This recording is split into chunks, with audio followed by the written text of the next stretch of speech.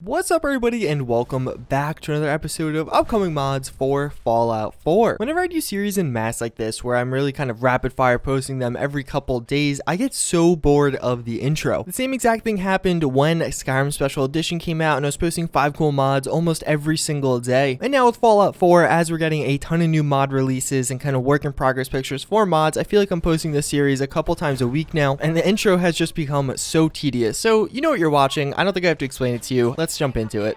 So we do have a final update to the Walther SMG. I've been posting a lot about this weapon mod in the past few episodes of this series, and it's nice to see that it's finally kind of reaching a point of completion. The mod author here does give us a few details onto how the gun will be implemented into the game. Basically, he does say it should be released later this week, which is really awesome. I'll definitely make a standalone video on this one. He also does say on release it won't be having custom animations, but he's going to be reaching out to a few people to make custom animations for it. I imagine he'll have no problem finding some people. This is definitely a pretty high profile and pretty cool weapon mod, and I think a lot of people would be excited to jump at that opportunity. Beyond all that, he does give us a few details as to where some of these will be appearing in the world. Basically, the Vault-Tec one will be appearing on Gunners, as well as some of the different raiders, while some of the other variants will be a little bit more rare, like that pink Tiny Tina one will only be in specific locations. All around, again, this is turning out to look like one of the best weapon mods to come out in a long time, simply from the texture fidelity of it. Once it does get custom animations, I think it's really going to just kind of be a great option as far as SMG goes, because we don't really have that right now. I think the Tech 9 is probably the best one you do have at this moment. And again, it was kind of nice to see this progress from the point it did start at. We kind of watched this mod develop and advance over time, getting new updates, new textures, new options, now to where it's pretty much at release. That's really what the series is all about, and I just thought this was a great example of actually getting to do that.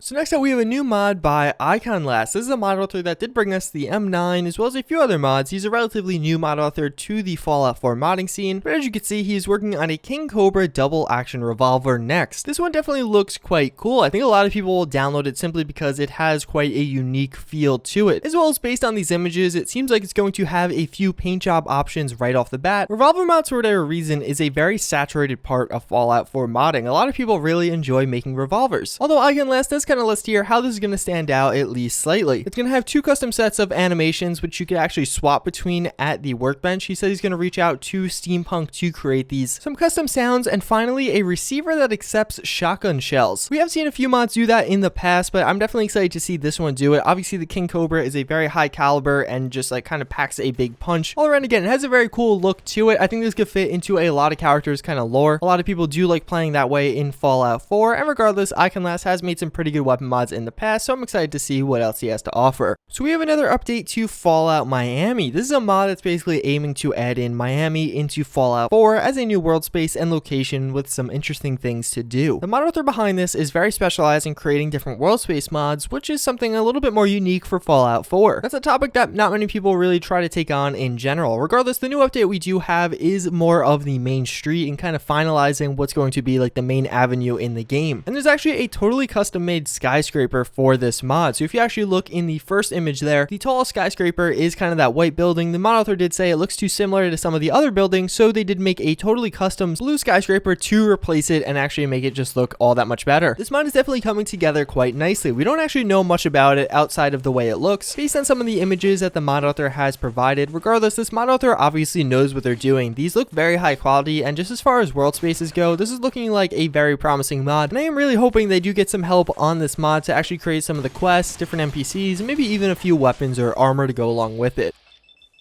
So last but certainly not least, we have a pretty big update to the Grease Gun SMG. This latest update has gotten me more hyped for this gun than ever before. Just take a listen to those sounds.